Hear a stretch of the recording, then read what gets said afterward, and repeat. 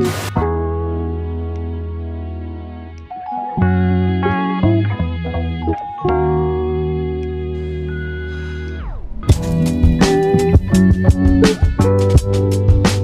back to the Retro Movie Experience. And as we cap off this whole month long of Halloween reviews, there's no way that we could not talk about my main man, Michael, and talk about the greatest Halloween song ever, and that's Thriller. Now, I feel a little underprepared for this, so we have to get ready again. Hit it. You know I had to bring an old friend out, bring the Jerry Curl back out for this one. Happy Halloween. Okay, y'all, listen, I understand it's not Halloween no more, so you gotta forgive me for that, but listen, it's a nice autumn day out here. We had to finish out the whole Halloween series, and we had to talk about Thriller, so excuse me. I understand what this dude was talking about, say Happy Halloween. It was supposed to be our Halloween, but it's not, so it's still, y'all can enjoy the product, okay? So enjoy the video. There is no better day than to talk about the greatest Halloween song that's out there. Thriller. Look, y'all know me.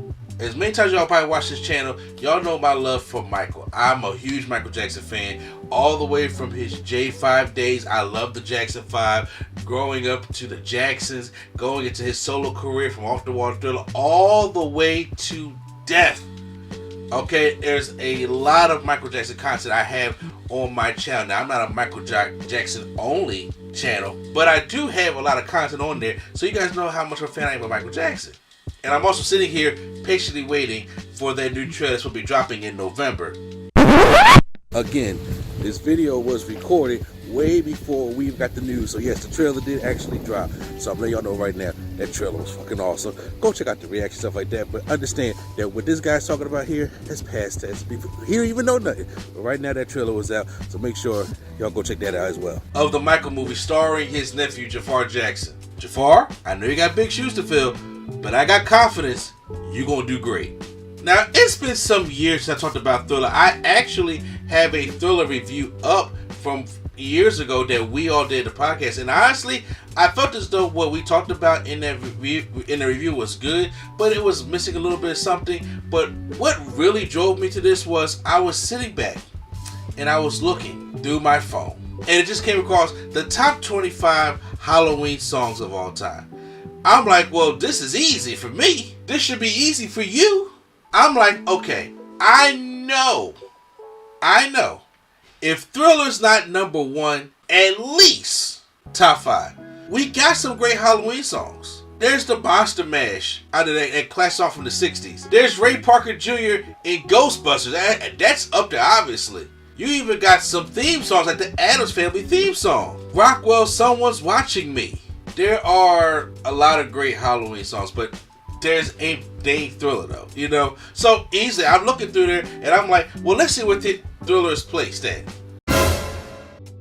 They had Thriller at number 22 on the top 25 Halloween songs of all time? What the absolute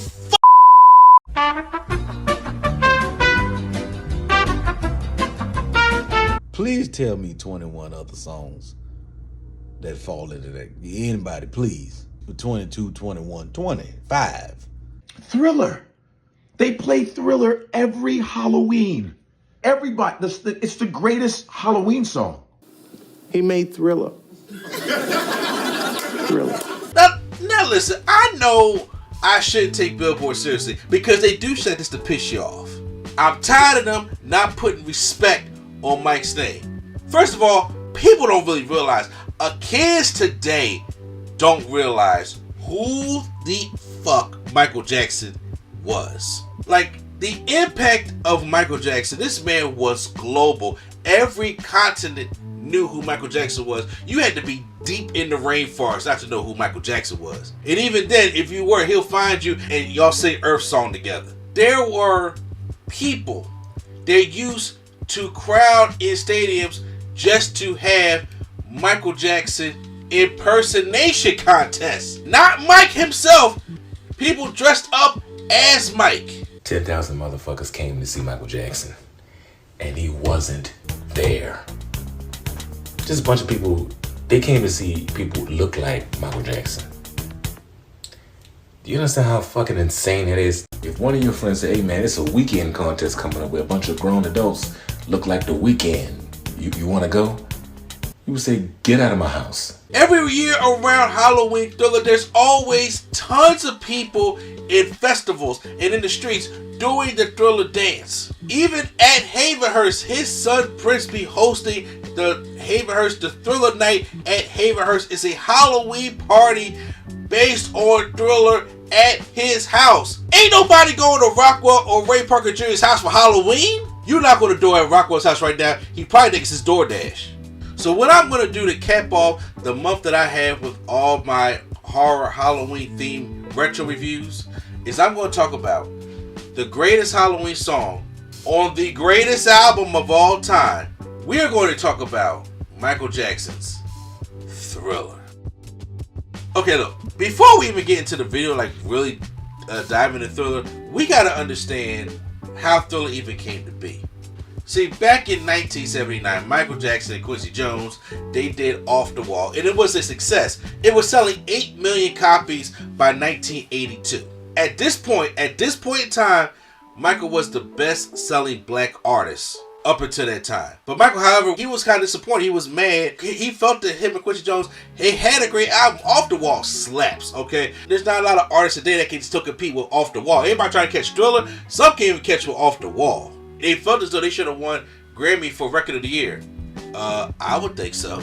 At this point, he really felt undervalued by the music industry and vowed that this will never happen again. Because even in 1980, like the Rolling Stone, which is a popular music magazine back then, they didn't even want to do a cover story on Michael Jackson. And not a lot of blacks were featured on the cover of Rolling Stone magazine in the first place. And Mike, rightfully so, was a little teed off by that. I've been told over and over that black people on the cover of magazines don't sell copies. Just wait. Someday those magazines are going to be begging me for an interview. Maybe I'll give them one, and maybe I won't. So Mike was just like, look, y'all don't want to put no respect on our names. You know, y'all don't put us on the cover. Y'all don't want to interview us.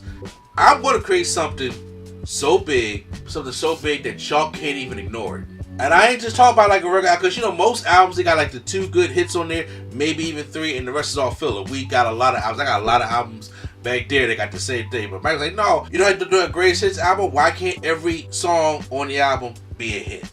Now, in 1982, like, the money was down in the U.S. There was a recession going on. The unemployment was reaching, like, very, very high. The reason why I say all this is because when you have stuff like recessions or stuff or unemployment or stuff when it comes to, like, people not having no money like we're going through right now, you ain't going out there and buying a whole bunch of music. Disco wasn't a thing no more. Sales were low. Right now, classic rock was the one that was dominating the airways. And especially in the early 80s, radio was heavily segregated still at that time.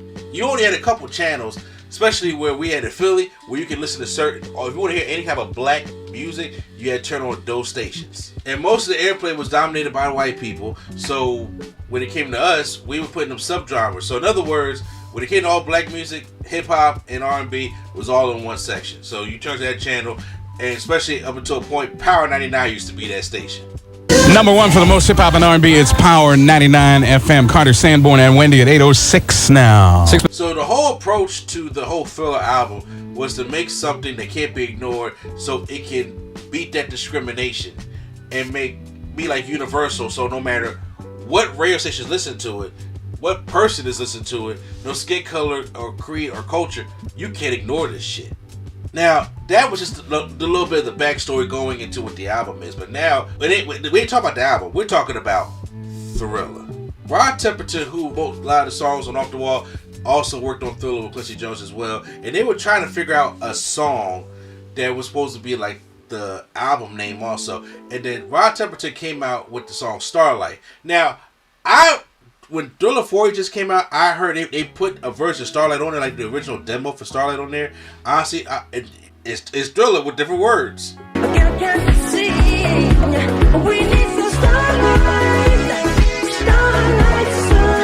That's blasphemous. So now, Quincy Jones wanted to make this song the title of the album. Starlight wasn't cutting it. Rod Temperton had to go back. He came out with something called Midnight Man.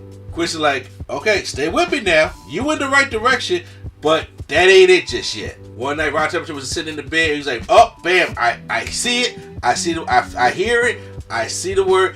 I see it's at the top of the chart. This is what's going to be called. It's going to be called Thriller."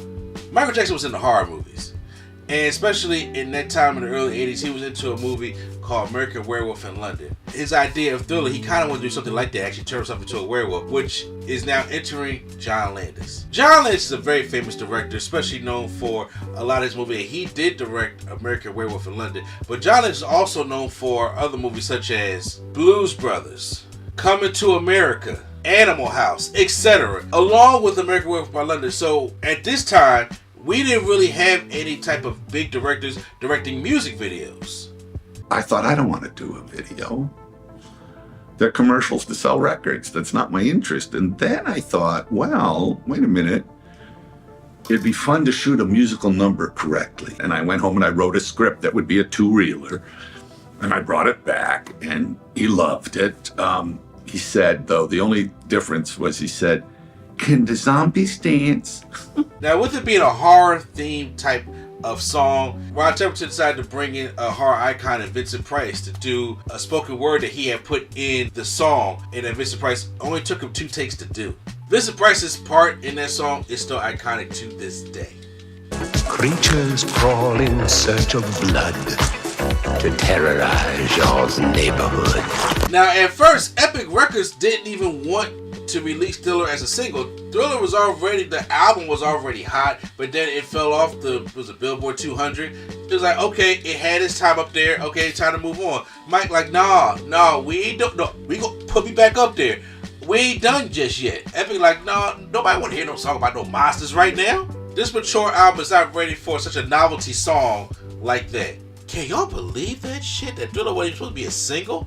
Well, so the idea was to help get this thing shoot back up. Why don't we take this Thriller song and put a video behind it, and like turn like into a short film behind it?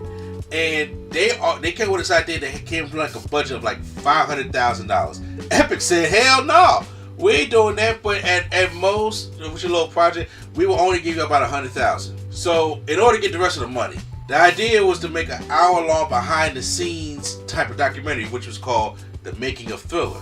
And then you can sell that to television to help finance the production. Showtime said, "Okay, we know we can do that. It's gonna be like more like a 2 that you get the documentary and you get the music video as well." So they said, "Well, we'll give you half of that budget." MTV said, "Well, you know what? Cool. We'll give you the other half." So with this horror theme type video, we also had to have a co-host, and of course that enters in Ola Ray.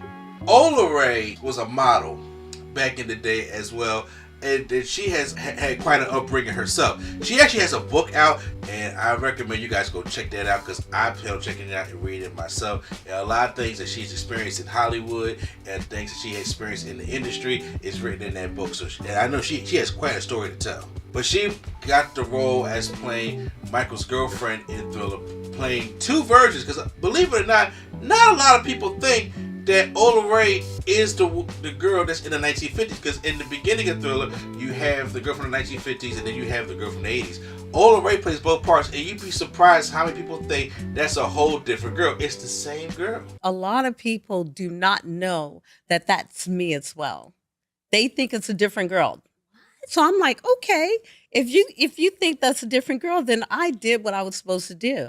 Now, during 1983, there was an event that they had. This thing was even released for a short amount of time in the movie theaters. Like, we're talking on other level type stuff here, okay? We ain't talking about a song that was for a big motion picture. They put this thing in the movie theater. So they had a private screening, and also the private screening featured some big heavy names such as Diana Ross, Prince, Eddie Murphy. And honestly, MJFANGIRL interviewed Ola Ray not too long ago, and she actually spoke about this night and had a very interesting story about, you know, how Michael was handling the premiere of this thing. So I got up from my seat and I walked around, and there was a staircase leading to the top of the theater to the projection room. Oh. And I went and knocked on the door, and Nico answers it. And so I walk in there, and then Michael pops out. I'm like, Michael, why aren't you downstairs? He said, no, Ola. He said, this is your time. He said, tonight is for you. He said, don't worry about me. I'm good. He said, I'm up here. I'm watching everybody. So come December 2nd, MTV released the video. And now we into a video of Thriller. It opens up with a disclaimer that tells that Michael's letting everybody know that he does not participate in the supernatural or believe in the occult because of his Jehovah's Witness background. And it was something that I did read in Moonwalker, that it was basically to settle his mother's nerves, which is understandable. Now, Thriller starts out, it's like Michael's on a date with Ola Ray, and they're driving like the 1950, they run out of gas. What are we gonna do now? What, you want some dick? And they start walking, but the full moon comes, and then Michael automatically starts crashing out, and then starts turning into this werewolf. Let me tell you something. I first saw Thriller when I was very, very young. And when I used to live, I'm not going to say where I live, but I'm saying, but we was in a row house, and one day I was in my father's room. My father's one of the guys that every light has to be off. When it's time to go to sleep, everything has to go be off. And that was the only thing on the television. And when he bit down, he was like, "Get away!" Hey, yo, what the fuck? Dumb eyes, and that look was glowing in the dark. I screamed and jumped and hid under the bed. True story. Now, Michael turns him more to this weird cat opposed to a werewolf, and they were saying that originally he wanted to be a werewolf, but he wouldn't be able to dance as a werewolf on all four legs, so they turned more into a werecat. But he wanted to turn into the werewolf like David Naughton did. He said, Mike, if you're going to dance, it'll be hard with 4 feet. And Rick eventually created that kind of leonine, sort of a cat monster, werecat thing. Michael chases his girlfriend and presumably kills her, but that's not really what happens because they're watching a movie. The real Michael and Ola Ray are in the theater watching the actual movie where Ola Ray gets spooked out. But Mike's like, no, I want to watch this. But she leaves, and then Mike gets frustrated but goes after her and chases after her. You were scared, weren't you? I wasn't that scared. You were scared. Michael is teasing and running with her down this smoky walkway, and as he's singing Thriller, no choruses. Yeah, I remember that. Because I remember when I was younger, and I see Thriller, and I heard the song on the cassette, I was like, he's not singing it the same way. There's no chorus as he's singing it. He's almost sings the whole song, walking Ola Ray down. Then as they're walking down, we get introduced to the zombies. And let me tell you something. When I was already scared of him turning into the werewolf, when the zombies came out, I was like, this is hella great makeup. I'm freaked out. Now I'm saying it's great makeup as an adult, but as a kid, I was freaked out. That was 1982. You got some practical effects and makeup that don't look that good now. That was 1982. I thought all the motherfuckers was really dead. So what we did is that we went down to the Salvation Army and bought a lot of old suits and things, sort of as is. They had holes in them and things, so we took them home and wrecked them. We dunked them in water, and we rubbed them on the ground, and we slashed them up with razor blades. And we laid them out to dry and stuff. Bugs crawled in them, and I don't know, maybe some bugs are still in them. And that's when we get the Vincent Price voiceover as the zombies are coming in, which I think fits perfectly. It's like chef's kiss. Then the zombies surround Michael and Ola Ray, and then when she finally turns around, they get a shot of Michael who turns into a zombie. Let me tell you another story, because when that happened, when I was finally able to, climb up from the bed, and I seen that, I just said, I might as well just live under this bed right by now. And when that thing happened, I legit jumped and hollered. I definitely hit the I definitely did all that. We get a great choreographed dance number, which is also iconic. It seems like no matter what happens, when somebody they're like, hey, dance, automatically they will just start doing the Thriller dance. It's like it's so iconic. Everybody will just start doing the Thriller dance. It's like, some remnants of it. If not, you already know the monster walk.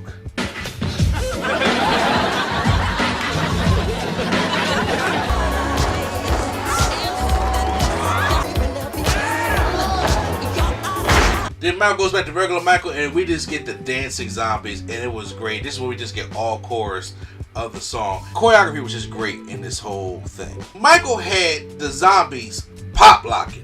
They was coming down, pop locking, in 4 different ways. Doing different versions of pop locking, and no, that's probably one of my favorite parts. Like, even in my overview, I was like, hey, y'all, you got to respect the pop locking zombies, bro. I was just like, this thing is incredible. The zombies chase Ola Ray into a house, and they have a really frightening scene of them crashing into the house and really getting her, like, to the point where I'm really scared for her. Like, she ain't gonna make it.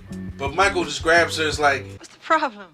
And as she's about to go take her home, he turns around, and you see the glowing eyes, and that's how Thriller ends, and that thing was a massive success. This is the best Halloween song, hands down. Stop playing with Mike. Man, this thing got all the MTV awards. It got the Video of the Year award. This thing went diamond, and it's the #1 Halloween song every Halloween. You know how Mariah Carey comes out after Halloween and she just dominates Christmas. It's time, and she got like the #1 thing. Put that respect on Michael Jackson's name, because when Thriller comes out, listen, no disrespect to the Monster Mash, no disrespect to Ray Parker Jr., but I'm telling you this right now, Thriller, y'all don't understand. Y'all don't understand the impact of what that Thriller has on the culture. But it ain't just about the culture, our culture of course, but the impact globally Thriller has. Y'all, listen, ain't no need to keep going to be elaborate about it, because it's only a music. It's not a full movie, so it ain't but a 13-minute short film. So I'm not gonna keep beat a dead horse. Thriller is the best Halloween song, and even though I should listen to Billboard pissed me off with that, because you didn't even have the courtesy to put it in the top 5. You put it at number 22. Okay, where you had a song that featured Michael Jackson on there. If he wasn't even on there, that day would be number 25 on the list, if you make it at all. And songs that don't even really pertain to Halloween up there over Thriller. Y'all did this on purpose, and I had to rant about it. But we just had to take a history of look of how great Thriller was. So I've had fun this whole month of doing Halloween reviews for you guys. So next up, we got to go into the holiday season. So there's going to expect some holiday retro movie reviews for you guys coming up, because I had fun with this one. I think it was perfect to end on Thriller. So I want you guys to go out there, have a happy Halloween, get as much candy as you can, and be safe out there as well. And I'll catch you next time on the next review. Dad, come on, time to trick or treat. Okay, baby, I'll be right out.